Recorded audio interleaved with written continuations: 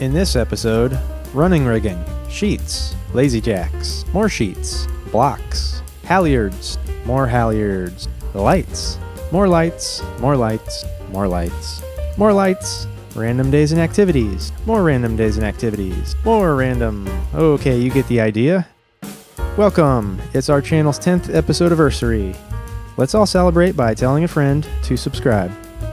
Or better yet, how many of you watch our videos but haven't actually hit the subscribe button? Come on, it'll really help us out. Alright, to the video.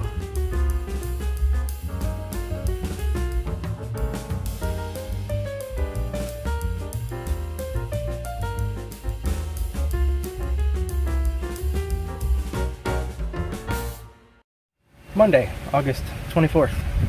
It is Lazy Jack Day. So back in 2020 when we bought the boat, we started replacing some of the lines, sheets, ropes, whatever you want to call them. We are not advocates for proper speaking of sailboaty terms. The first thing we did were the lazy jacks, just a bunch of ropes put together like a web that act as kind of a cradle to keep the mainsail from falling all over the place when you lower the sail. So I sewed the new and the old line together.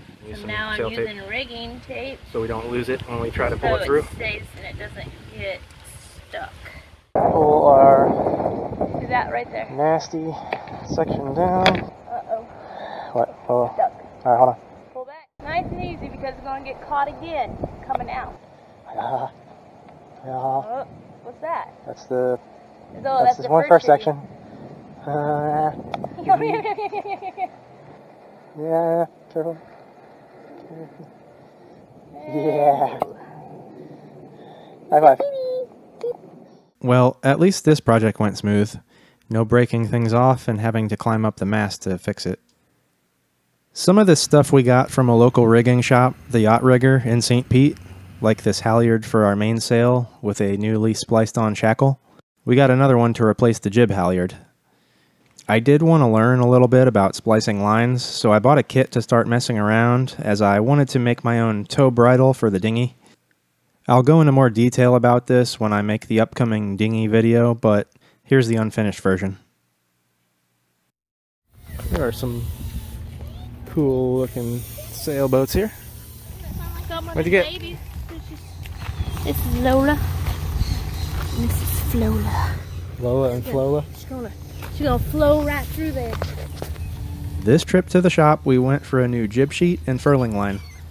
For those of you not knowing nothing about these flippin' sailboat terms, the jib sheet pulls the front sail out, the furling line pulls it back in. At least if you got a roller furling unit like this one.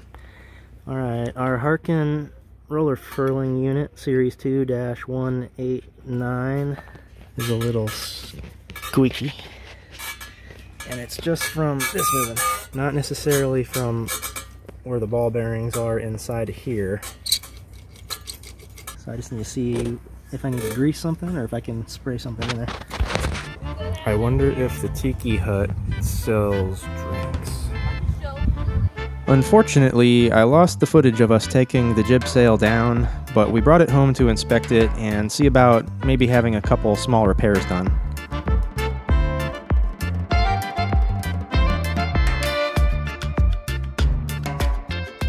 The 12mm jib sheet we bought ended up being a little too small, so we Amazon specialed a new one.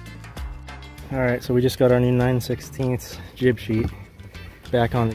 I attached it with a butterfly hitch, so it's one continuous line.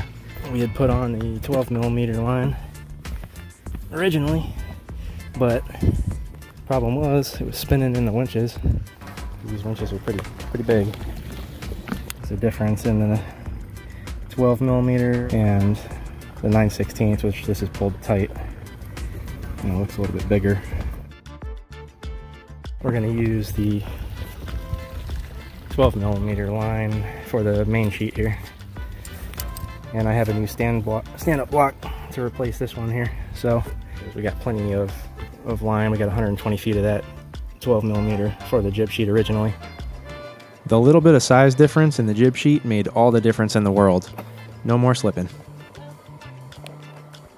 Alright, Maisie. Today on the agenda, rain. Every time we try to come up here and do something that we need it to not rain, it's gonna rain. Look, and it's sunny. It's sunny and it's raining at the same time. Welcome to Florida, where it rains in the backyard, but not the front yard. That's the plan. We're gonna try to get this installed today. The 4 bolts in the aft cabin come right here behind the cockpit. That right there is the washers and the nuts we have to take off. So Maisie, I'm gonna need you to go ahead and replace that for me. You gonna help me? I'm fixing her eye. You're fixing her eye? That looks dangerous. You fix her and I'll get ready to fix the boat, okay? She's done. Okay, you ready to do some work? Yep. Sweet. Okay, new main sheet and swivel block installed. Pop quiz, Nintendo game, posted in the comments.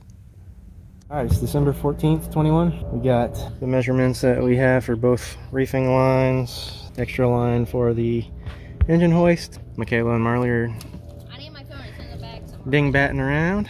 What do you need? My phone. It's in a bag somewhere. Nice.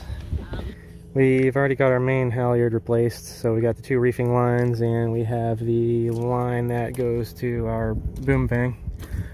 I don't know what it's called. Boom vang line, possibly Cunningham, but that just sounds like bougie boat terms to me. We're gonna try to do the reefing lines, or at least one of them. At the back of the boom, we've already got one of them attached here, so we've already got it ran through the back of the boom and up to where Danielle's at. You dropped my phone. I saved the love bug. Don't go over there. And through the front of the boom, comes up through here, goes through the reefing point, and down into the cockpit. We have designated the red line as the first reef and the black line as the second, because black means deathly crazy wind, and we don't want the whole sail out in a lot of wind, right? See, you're learning with me. Now it does get old always doing boat work at the dock, so I was happy to be able to get some of this done while we were actually out on the water. Yep, it's almost at the end. It's here. Alright. And as much as the kids aren't always in love with the boat work, it's nice when they are somewhat enthused about helping out to get some of it done. See, there's Tiki. He's our male shepherd. I told you he'd be in a future episode.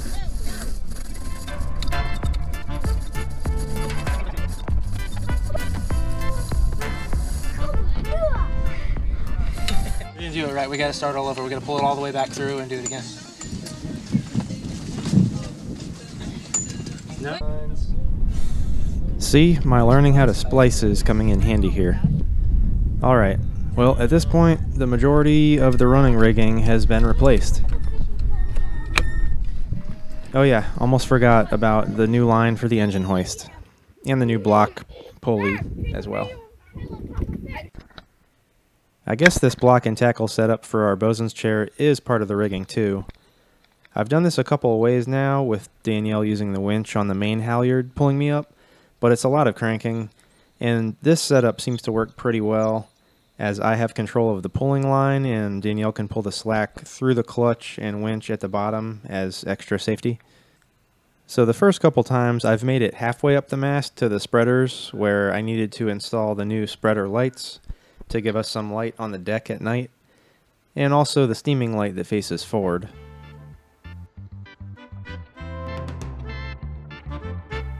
I was fine with this, as trying to climb all the way up to the top of the mast on the first time or two was a little nerve-wracking.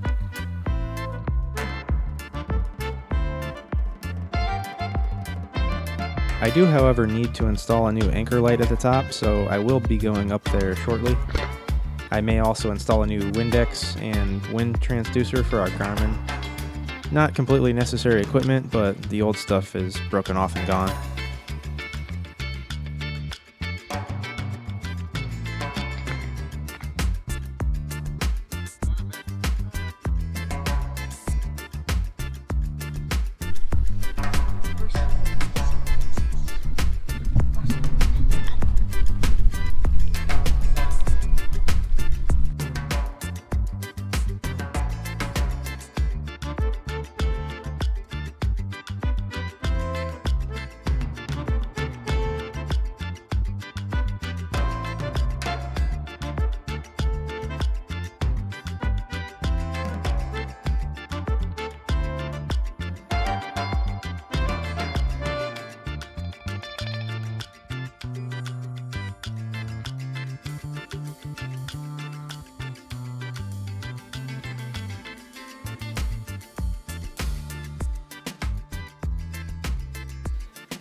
Okay, enough boat work. On to the random days and activities portion of the video. We took our lab Bo and puppy Kona down to Dunedin for a little walk and stumbled across a couple interesting things. One of which was this boat. So we're going to practice our history lesson stuff. So this house has some kind of significance because there's a sign right over here. Let's go find out what's so important about this house here on the water. What is it, Kay? Loudly and clearly. Dr. Wills! We don't want him to come out here. Not that loud. Dr. Willis Blatchley built this house right on the water in 1915, strong enough to survive the hurricane of 1921, which was the last time the Tampa Bay area got a direct hit from a major hurricane. It was also the hurricane that split what used to be Hog Island into two, what is now Caladesi and Honeymoon Island. This is also what created Hurricane Pass. And this was the hurricane that damaged the first wooden bridge to Clearwater Beach. There's your history lesson for the day. Dad, what's the bucket? Oh, Dunedin History Museum, what is this? National Treasure Hunt. Clue number 3. What is this? Since you guys deciphered the code, what does it say? Go to the lake. Go to the entrance of Hammock Park. Look for the historic black and silver sign. St. Andrew's Memorial Chapel. I know that place. Where you got married? So a year and a half after finding this box, the girls cracked the code and we continued the treasure hunt, which brought us to a place that we haven't been in 17 years. That one? I don't see another box.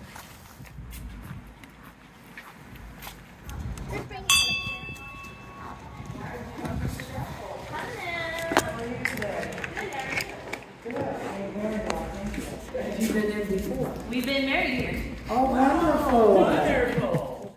It was cool to visit this neat old church that had been cut in half, moved to this property, and put on the National Register of Historic Places in the early 70s. The kids were pretty interested in this old clock. This thing is from 1740. I'd like to tell you it's because it's a neat old clock. Pretty sure it has something to do with Stranger Things. Alright, we're going to wrap this one up. Thank you for watching the video. Join us next time when we take our first 4-night trip, bring our 2 shepherds, Kona and Tiki, head out a few miles, go under some bridges, find some new spots to anchor, and new islands to hang out at, and enjoy some company from some aquatic friends. Alright, if you guys liked the video, drop us a line in the comments, and do all that clicky ding dong like buttons and stuff. Alright guys, take care.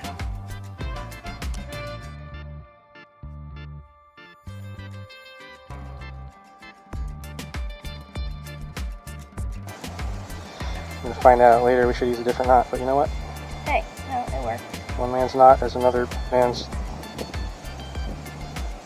Donut. Donut. I want some donuts right now.